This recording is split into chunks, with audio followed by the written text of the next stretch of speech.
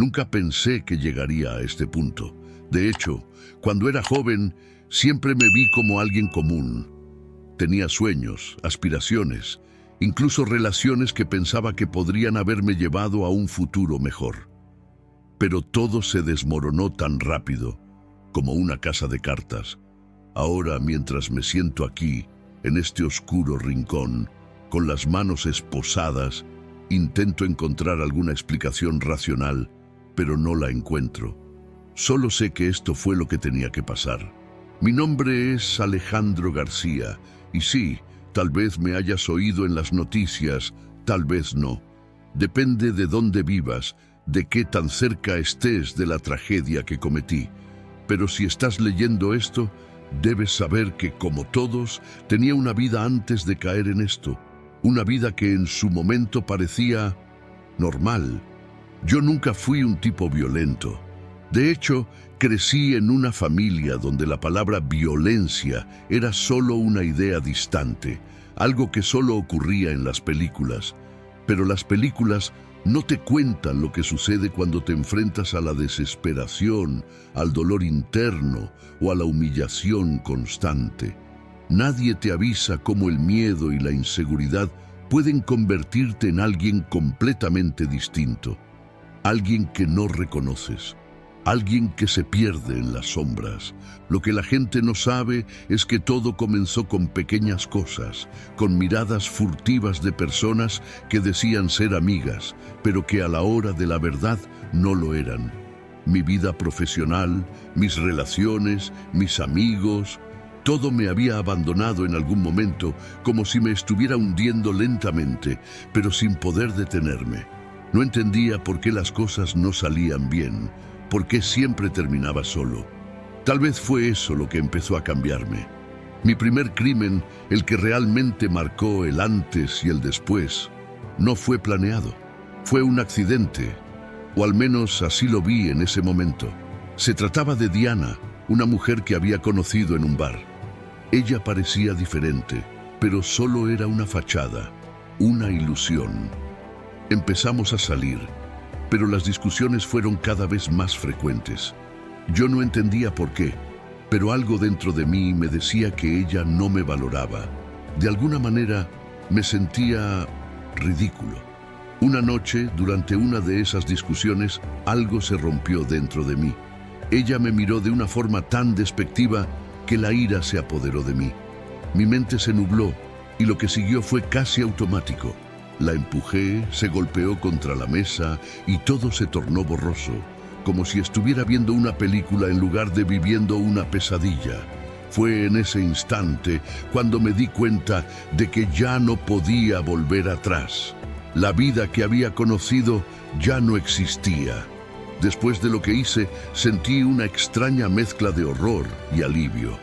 Estaba atónito, pero al mismo tiempo sentía que algo había cambiado.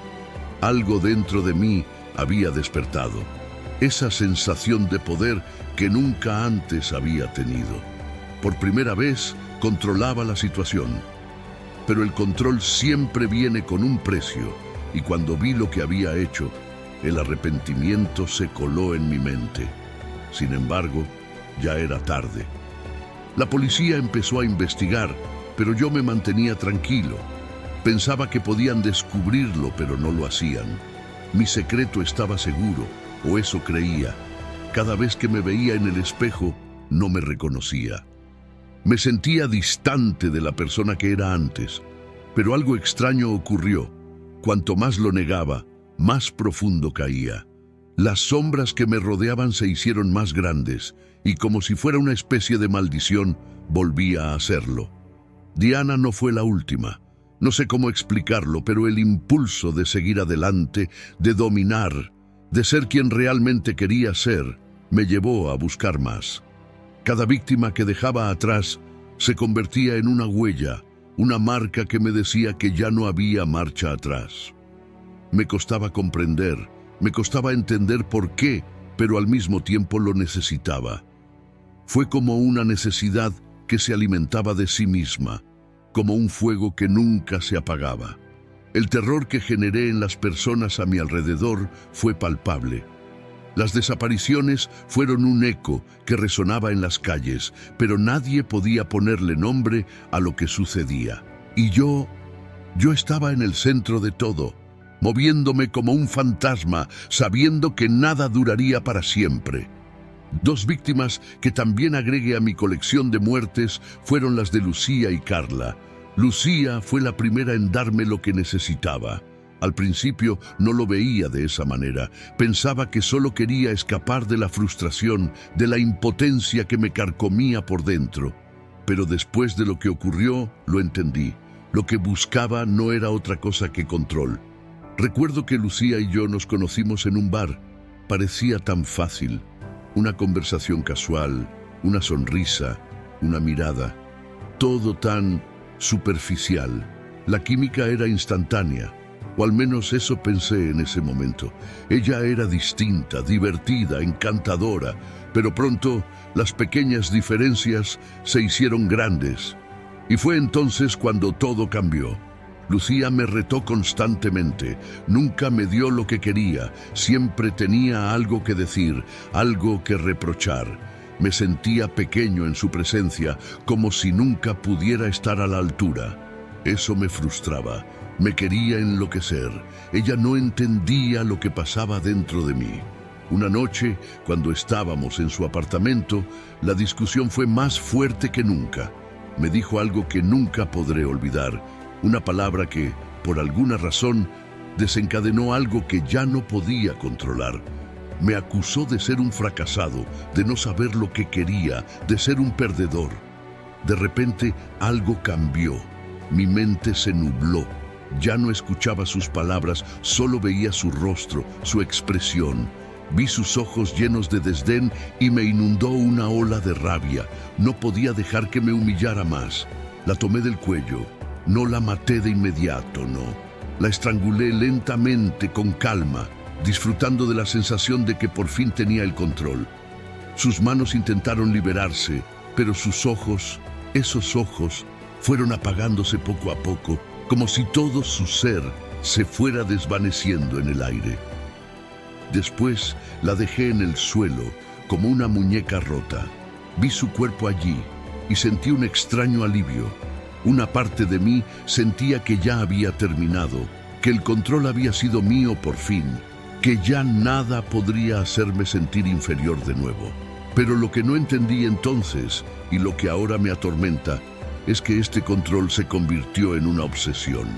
A partir de Lucía, empecé a darme cuenta de que lo necesitaba. No era suficiente solo con tomarla, con destruirla. Quería más. Carla fue diferente.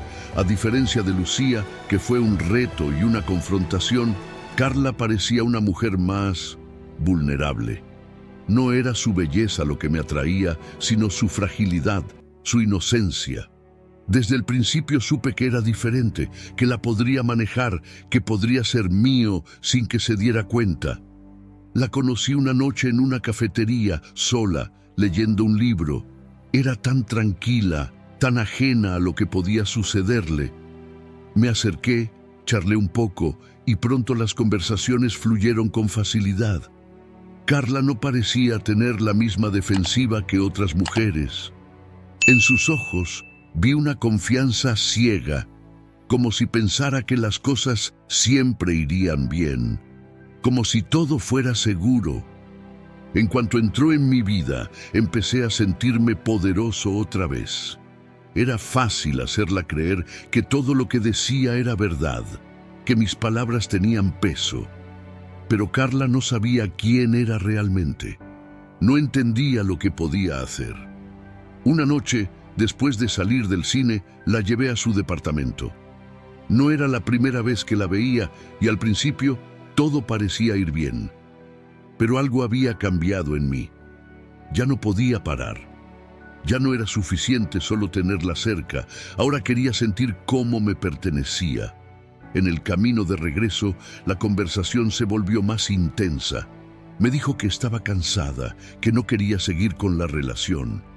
Algo en sus palabras me golpeó, como si me estuviera rechazando, como si todo lo que había hecho por ella fuera en vano. Me sentí insultado, herido.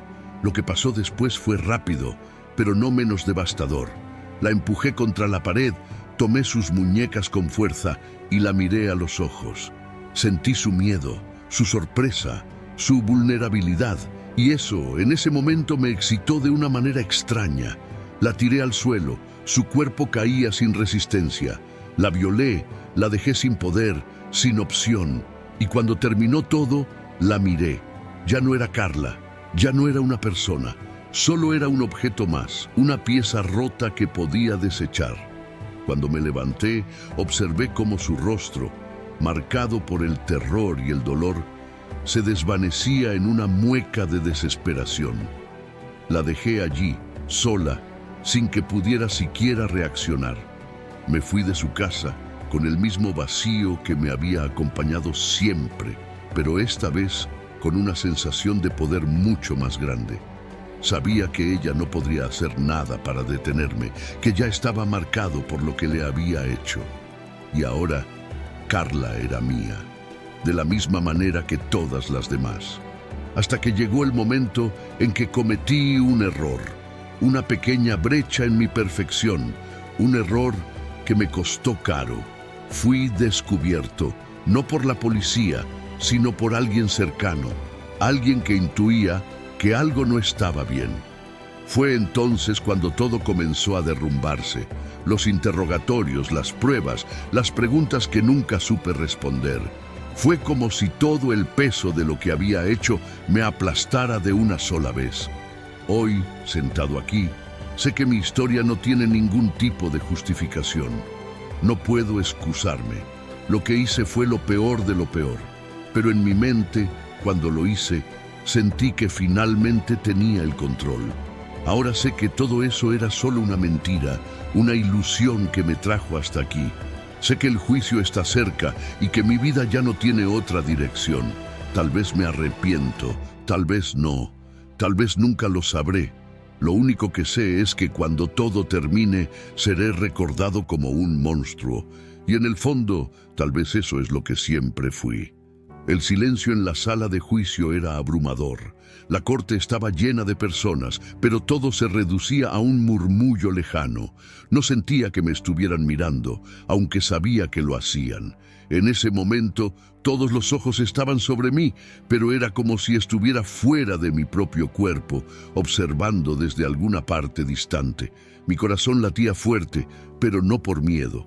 Era algo diferente, algo más profundo, más turbio. La jueza estaba sentada frente a mí, con la mirada fija en sus papeles, su expresión inmutable.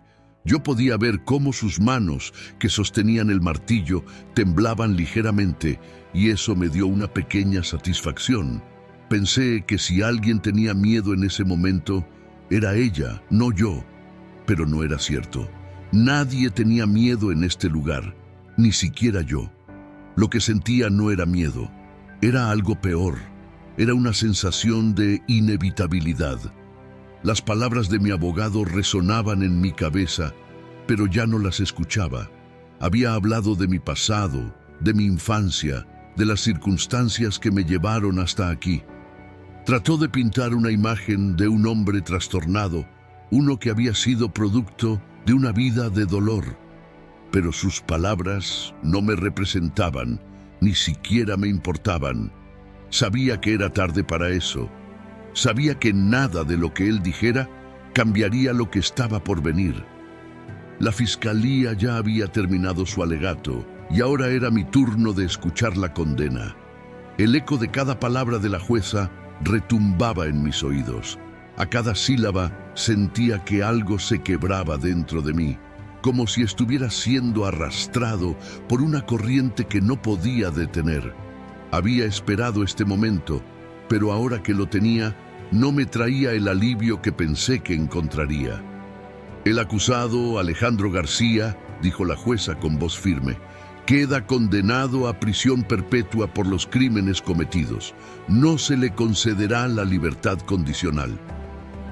No hubo sorpresas. Era lo que esperaba, lo que sabía que ocurriría. El ruido a mi alrededor parecía disiparse, como si una capa de algodón hubiera cubierto mis oídos. Podía escuchar a los demás en la sala, susurros, algunos sollozos, pero era como si estuviera aislado. Los murmullos no llegaban hasta mí.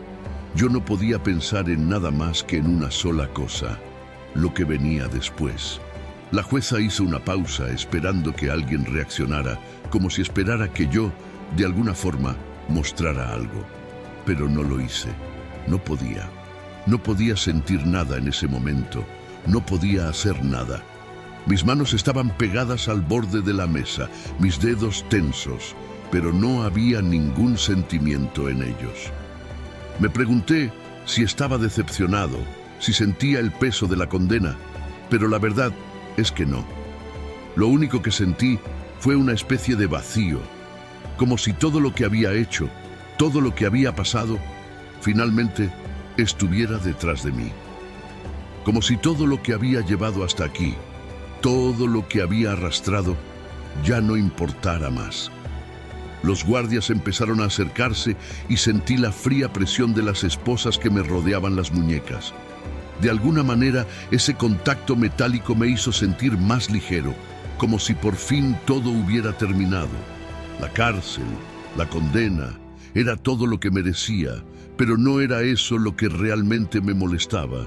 Lo que me atormentaba era la certeza de que nada cambiaría, que dentro de unos días o unas semanas seguiría siendo el mismo, solo que tras las rejas. Escuché a alguien llorar en la sala, una voz conocida, pero no presté atención. No era mi madre. Ella ya había dicho lo que tenía que decir, había intentado salvarme, pero sabía que ya no había nada que hacer. No me importaba lo que pensaran de mí, lo había hecho y ahora no podía cambiarlo. Las vidas que destruí, las víctimas que dejé atrás, todo eso se quedaba fuera de este lugar, fuera de esa sentencia. La condena no me borraría, no me redimiría, simplemente me pondría en un lugar donde nadie pudiera tocarme. La jueza dio el martillazo y en ese sonido sentí el fin. O tal vez no el fin, pero sí el cierre definitivo de una etapa. Ya no había nada más que hacer. No podía huir. No había nada que pudiera hacer para revertir lo que había hecho. Mientras me levantaba y los guardias me guiaban hacia la puerta, tuve una última mirada a la sala. Vi los rostros de aquellos que aún esperaban justicia y me di cuenta de que para ellos esto era un final.